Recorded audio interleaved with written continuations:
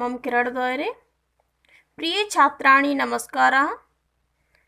दशम कक्षायाः दूर्वा इति संस्कृतपाठ्यपुस्तकस्य अनुशिक्षणीया भवतां स्वागतम्। अद्य वयं दशमः पाठः पठिष्यामः।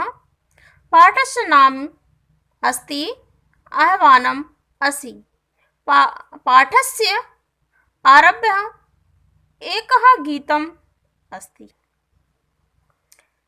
यह 10 पाठ है। आह्वानम इसका अर्थ होता है ललकारना या पुकारना। पुरातन काल देव भारत वर्ष ज्ञान विज्ञान धन धान शौर्य पराक्रम आदि रूपेण सर्वदा समृद्धं वर्तते, किंतु कालक्रमेण अत्रत्या जनः सम्प्रति स्वास्मितावबोधेन रहता दृश्यन्ते। यह जो हमारा भारत देश है पुरातन यानी प्राचीन काल से ही ज्ञान विज्ञान धन धान और शौर्य पराक्रम से सर्वदा समृद्ध रहा है, हमेशा परिपूर्ण रहा है, किंतु काल क्रमेण अत्र त्याज यानी कि काल समय के अनुसार यहाँ के जो लोग हैं उनका जो स्वामित्व है, उनका जो प्रभाव है, उनकी जो मुस्कुराहट है वो दिखाई नहीं देती है। यदा सर्वत्र दुराचार अशिष्टाचार परायणता विद्यते। यदा माने यहाँ पर देखिए यहाँ जो सर्वत्र दिया है, सर्वत्र भी एक व्याकरण का क्वेश्चन बन जाता है। सर्वत्र में का मतलब होता है सब जगह, यानी कि सर्वत्र में त्रल प्रत्यय है। इसमें प्रत्यय में सर्वत्र में प्रत्यय पूछा जाता है तो सर्वत्र में त्रल प्रत्यय होता है। यथा जब सर्वत्र दुराचार यानी कि जब सब जगह दुराचार फैला हुआ है, अशिष्टाचार परायणता आदि फैली हुई है, और ऐसे में तदा शील चरित्र संपन्ना नारीणाम सम्मान कथम संरितो भवेत। तब ऐसी स्थिति में तब शील चरित्र सम्मानजनक नारियों जो नारी है उनका सम्मान कैसे संरक्षित होगा। भ्रष्टाचारस्य स्थाने शिष्टाचारस्य संस्थापना मातृभूमे गौरवाय कथम भवेत इति कृत्वा महाकवि गीते अस्मिन् युवजनानाम् आह्वयति।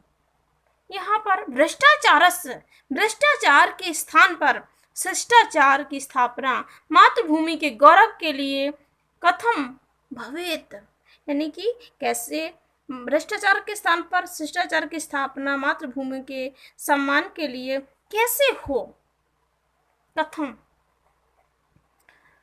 भवेत इति कृत्वा। महाकवि यहाँ कृत्वा शब्द भी दिया है। कृत्वा में भी यहाँ पर प्रत्यय पूछा जाता है। कृ धातु और कृत्वा प्रत्यय है। यहाँ पर जो शब्द दिया है, यहाँ पर कृत्वा महाकवि गीते अस्मिन् युवजनानाम् आह्वयति। यहाँ पर महाकवि ने गीत के माध्यम से जो युवा हैं उन्हें उनसे युवा जनों को यहाँ पर आह्वान किया है, ललकारा है, उन्हें पुकारा है। आह्वानम इत्येतत् गीतम आशु कविना प्रज्ञा चक्षुषा व्याकरण साहित्य आचार्येण पंडित श्री दयाशंकर वाजपेयी महाभागेन भारत चीन देशयोः मध्ये संजाते युद्ध रणभूमि गत्वा सैनिके। यहाँ पर देखिए आह्वानम, यहाँ पर ललकारा है गीत में।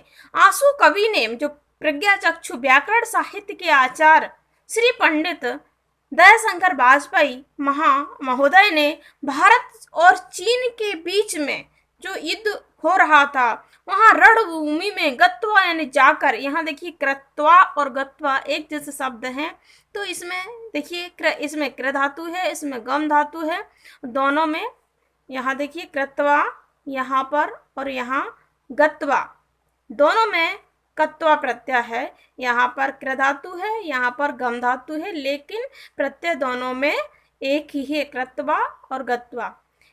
गत्वा यानी जाकर, रणभूमि में जाकर सैनिके सह प्रत्यक्ष चर्चाम कृत्वा विरचितम। प्रत्यक्ष जाकर के उन्होंने वहाँ पर चर्चा की है, रणभूमि में जाकर के स्वयं चर्चा की है। देखिए पहला श्लोक यहाँ, युवान ईश्व परीक्षणस्य काले आगतः। यहाँ पर युवाओं को ललकारा है। युवान ईश्व परीक्षणस्य काले आगता है। आगतमन आ गया है, परीक्षण में परीक्षा का, परीक्षणस्य इसमें षष्ठी विभक्ति एक वचन है, परीक्षणस्य। ये भी व्याकरण का एक क्वेश्चन बन जाता है, क्योंकि ये बहुत ही मोस्ट क्वेश्चन है। ये पहला श्लोक इसका बहुत ही मोस्ट है, अधिकतर पूछा जाता है। तो इसमें ये व्याकरण का है परीक्षणस्य। परीक्षणस्य यानी परीक्षा में षष्ठी विभक्ति एक वचन का प्रयोग किया है। जैसे रामस्य होता है वैसे परीक्षणस्य है। काले आगता है, हिमालय रक्षणे समुदिता है सर्वता। यहाँ हिमालय में भी षष्ठी विभक्ति एक वचन है और हिमालय की रक्षा के लिए हमेशा तत्पर रहते हैं।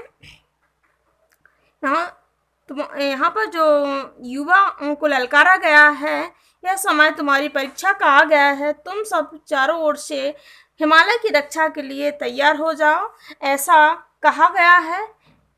आगे, अयम शखा पुरातनो अस्य भारतस्य विद्यते स्वकर्मणि परिवर्तुतु कदापि नैव खिद्यते। यहाँ पर कदापि शब्द भी एक व्याकरण से लिया है। नैव यानी कदापि में, कदा धन अपि ये भी अक्सर पूछा जाता है। कदा धन अपि में दीर्घ संधि और नैव में ना धन एव इसमें वृद्धि संधि है। एव खिद्यते यहाँ पर जो प्रवृत्त हैं, करने में सक्षम है या अपने कार्य में प्रवृत्त होने के लिए कभी दुखी नहीं होता है।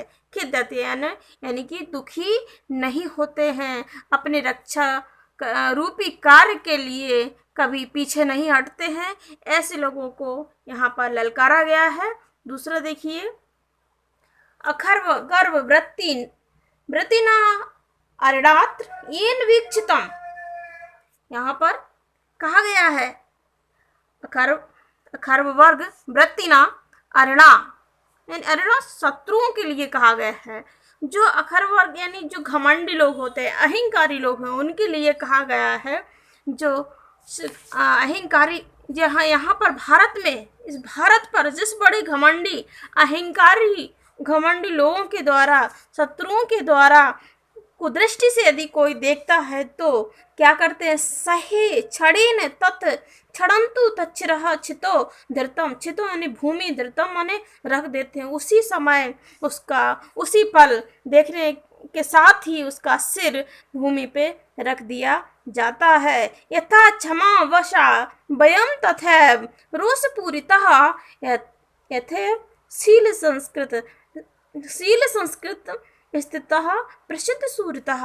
यहाँ पर कहा गया है हम जैसे, यथा माने जैसे, हम जैसे क्षमाशील हैं, वयम माने हम सब जैसे क्षमाशील हैं वैसे ही, तथैव माने वैसे ही रोष पूरित यानी कि क्रोध से भरे हुए हैं। यथैव शील संस्कृता स्थिता प्रसिद्ध सूरतः, उसी प्रकार से जैसे हम सब स्वभाव वाले हैं वैसे ही प्रसिद्ध सूरतः प्रसिद्ध पराक्रम वाले भी हैं।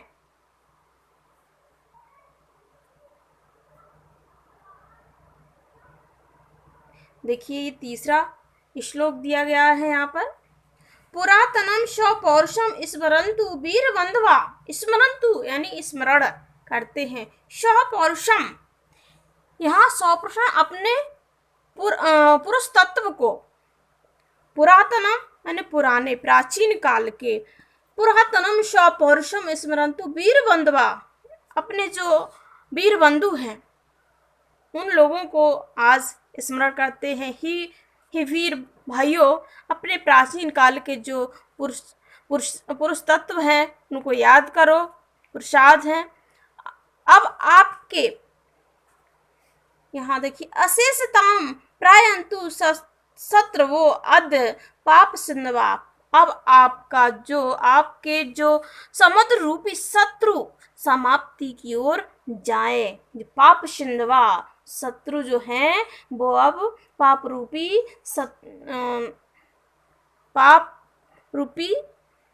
शत्रु समाप्ति की, समुद्र रूपी शत्रु समाप्ति की ओर जाएं। वे शीघ्र ही निज प्रपंच फला प्रपंचन निज प्रपंच फलाम समाप्नु बंतु ते ध्रुतुम यथा विहाय कूटनीति माँ आचरंतु ते अद्भुतम।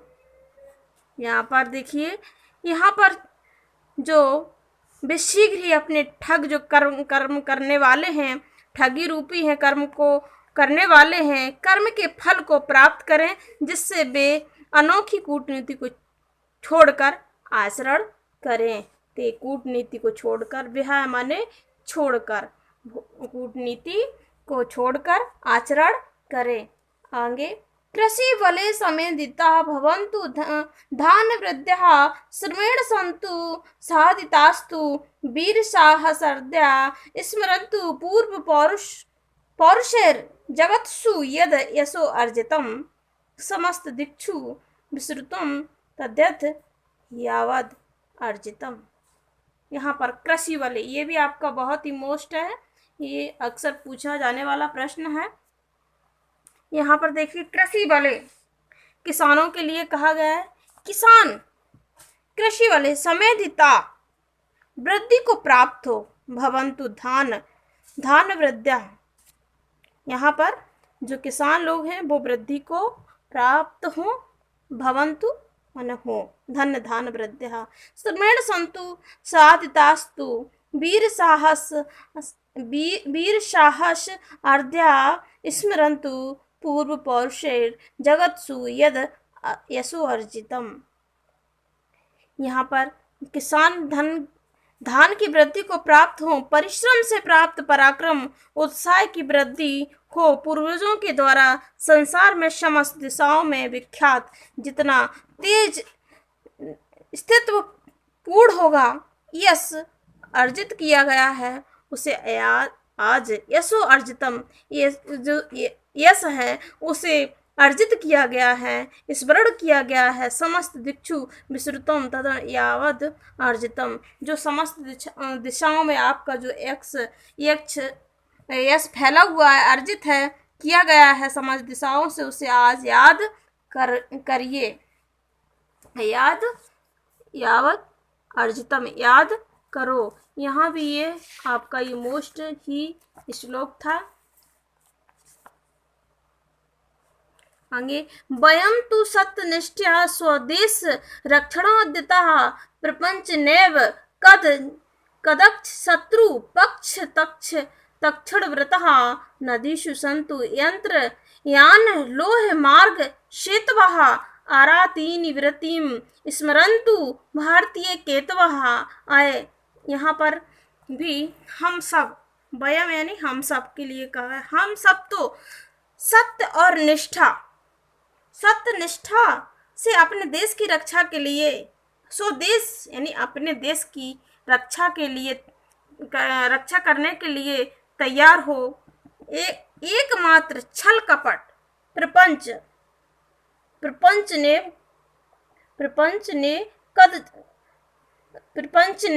कद शत्रु पक्ष तक्षण व्रतः।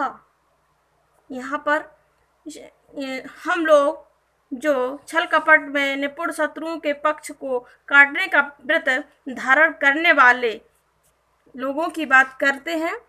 देखिए यहाँ पर नदीषु सन्तु यंत्र यान लोह मार्ग शेतवः, मशीनों के द्वारा चलाने वाले वाहन और लोहे की पटरी वाले रास्ते, लोहे मार्ग, शेतवा यानी पुल होवे।